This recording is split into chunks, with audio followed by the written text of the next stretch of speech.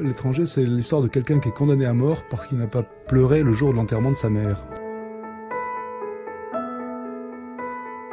Donc la première page est muette, c'est-à-dire qu'on voit Meursault qui court après l'autobus, et on voit déjà qu'il fait chaud, il monte dans l'autobus, il est couvert de sueur, et là il a le télégramme à la main, et il se met à somnoler, et là arrive le texte « Aujourd'hui maman est morte ».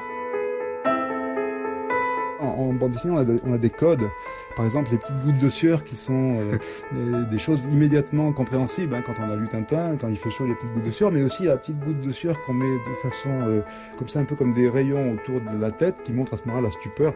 Parce que si vous voulez, le fait que je me dispense du texte off, il faut que je puisse dire par l'image ce qui est dit par le texte dans le roman original.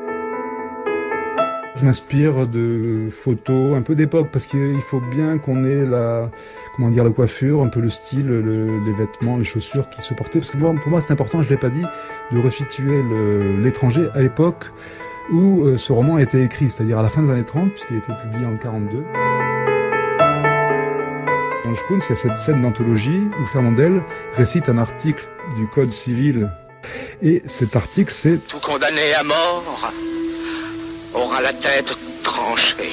Évidemment, c'est un article qui va prononcer sur tous les tons. Comique. Tout condamné à mort aura la tête tranchée. Et ça va faire évidemment marrer toute la salle, en premier Meursault et Marie.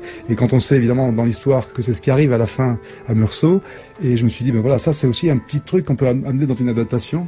Et ça donne évidemment un écho particulier à cette histoire.